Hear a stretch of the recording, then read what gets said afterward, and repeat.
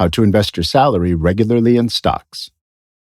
We have all seen the unicorn stocks such as Apple and Amazon, Tesla and Google.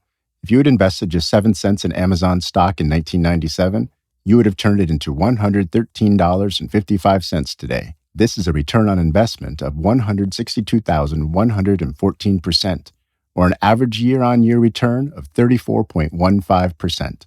Imagine if you had the foresight to invest $1,000 in Amazon stock in 1997. You would have made over $1.6 million from that initial $1,000 investment. You would now be a millionaire. You could go buy a Ferrari or a mansion and really have the freedom to do whatever you wanted in life. But you can't do anything with these imaginary returns. And because you didn't invest in the stock when it made these huge gains, we need to investigate how we can gain exposure to stocks like these early. And this is what we're going to look at in this video. So, strap on your seatbelt and let's look at how to regularly invest your salary into stocks for long-term gains. Before we start, if you want to learn how to successfully invest your salary regularly into stocks, hit that subscribe button and comment, "I subscribed, ready to invest," below so I know who is serious about financial freedom. Done? Great. Well, let's show you how to regularly invest your salary into stocks for maximum success. Most standard retail investors do not have the patience it takes to hold these kinds of shares for the length of time it takes to make dramatic gains, like we showed in the Amazon example at the beginning of the video. Usually once a stock starts to rise into the 30 to 40% profit level, retail investors are usually happy to cut their positions and run with the profit.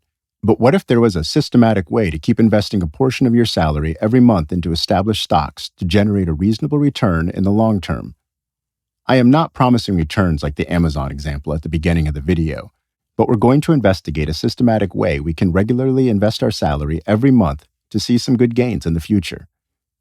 We are going to look at 5 simple and easily digestible steps which you can take to achieve this long-term advantage over the stock market. These are just some ideas which I personally use. Please do your own due diligence and develop your own strategies for investing. Just take these ideas as a guide to help you develop your own strategies and create your own success in the stock market. For today's video, we're going to be looking at S.I.P-based investing and why you should be doing it as part of your investment strategy. As always, I need to preface this video with the fact that I am not a financial advisor, and if you are looking to invest, you should consult a financial professional. With that out of the way, let's take a look at the question. What is S.I.P-based investing? S.I.P means Systematic Investment Plan. This is where investors make regular and equal payments into a mutual fund, trading account, or retirement account at regular time intervals such as weekly or monthly. S.I.Ps allow investors to regularly save smaller amounts of money from their salary while benefiting from the long-term advantages of dollar-cost averaging in a chosen fund or index. The concept for S.I.P-based investing is pretty simple. You're making a salary every week or every month, usually of a set amount, and you have a certain amount of disposable income with each of these salary payments. By disposable income, I mean money which is not allocated for bills or household expenses, but rather money from your salary which you are free to do with as you wish. You have decided that you want to invest this disposable income in the stock market for long-term gains. You want to invest in a systematic manner without thinking a great deal about which stocks to invest in, and which stocks to research, and which to buy based on past performance. This can be done, and as explained above, we need to use what is called a systematic investment plan. Everyone's systematic investment plan will be different. There will be different amounts invested in different funds at different intervals, but the principle of the system is the same. One of the key ways in which to use S.I.P is called index-based S.I.P. Basically, you would decide on the amount of money you want to invest each month and pick an index fund to invest it in. Something like the S&P 500 in the USA or the FTSE 100 in the UK. You would buy the stocks in those index funds every month, no matter what the price of that stock is on the day you purchase. Let's say that you have decided to invest $200 of your salary every month using index-based S.I.P. You would pick the index fund which you want to invest in, then every single month buy those shares in that index for the dollar amount of $200 over and over again without fail, month in, month out, no matter the state of the market. Now, obviously, we know that the price of the shares will go up and down, but this is the beauty of having the systematic investment plan. You are not concerned with the price at the time which you purchase the shares in the index. You just keep buying whatever $200 gets you each and every month. Investing in this way will give you 3 key advantages over investing large lump sums all at once. Those benefits are the averaging benefit. When you are investing set dollar amounts at regular intervals, some months you'll buy more shares when the price is low. Some months you will buy less shares when the price is high. This will play out as an average share price over the long term you are investing, and this becomes what is called dollar cost averaging. As the market gradually rises over time in a general upward direction, the price of the shares will go above and below this averaging line as the price of the shares go up and down over time.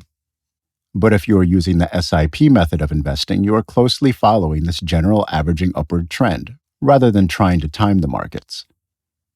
The second benefit is you create a system of investing. More often than not, people who invest in the stock market will try and chase the market. They are trying to buy low and sell high day in, day out. They only invest when the markets are going up, and they panic and sell when the market goes down. Some people stop investing completely, and some people even stop their systematic investment plan when the markets go down because they panic. They're going to lose money, or people read news and listen to rumors on the bus about a new stock which is going to the moon and try to buy into that inflated stock. This is not a system of investing. This is a system of betting or gambling.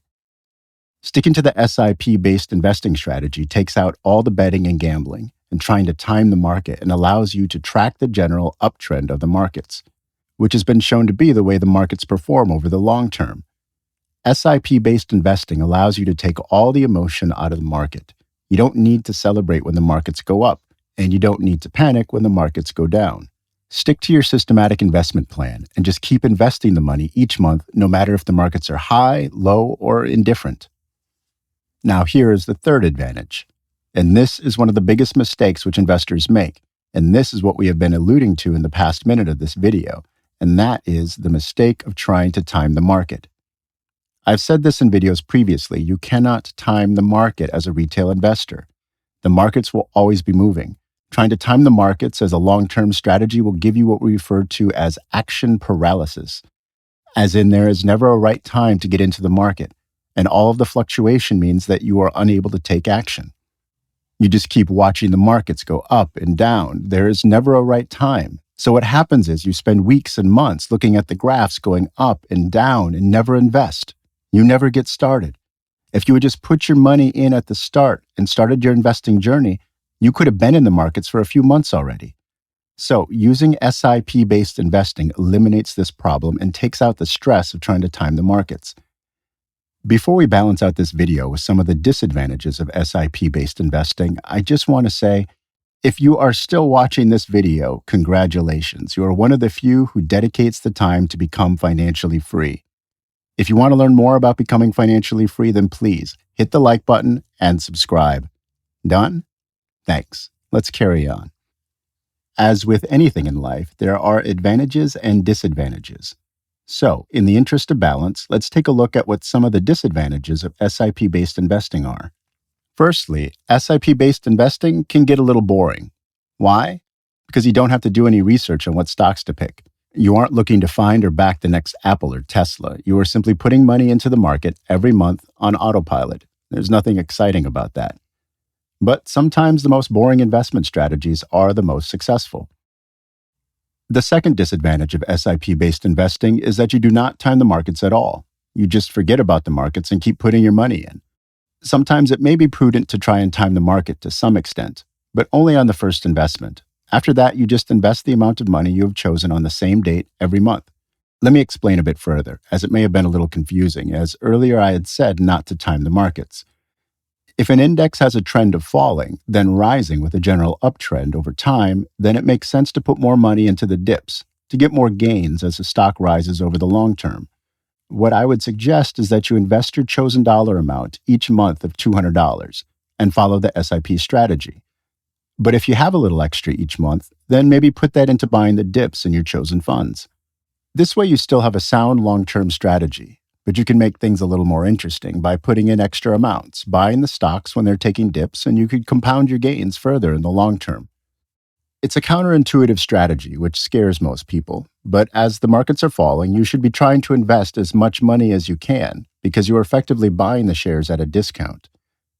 Look at the history of the stock market. No matter what has happened in the world, over the past 100 years, the markets have always recovered, and have had an average return of 9% per year over this time period. History has a habit of repeating itself. So when markets are down, this is time to be putting as much money in as you can afford so that you can get the long-term gains, which will inevitably come back, as history has shown, at an average rate of around 9% per year.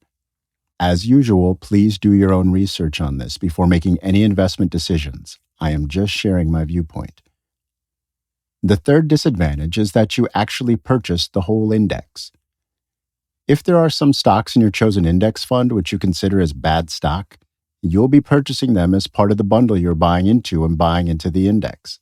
But on the whole, an index fund like the S.I.P 500 will track the 500 largest companies in the USA. Companies can be demoted from this fund as well as being promoted into it, so it's a good way of getting exposure to the stock market as a retail investor. Hopefully that gives you a taste of a sound investment strategy using S.I.P-based investing and dollar cost averaging. Have a look at this next video to keep on building your financial knowledge. Be sure to subscribe, and please share this video with a friend who's interested in the financial markets and wants to learn more about securing their financial future. I'll see you in the next one. Thanks for watching.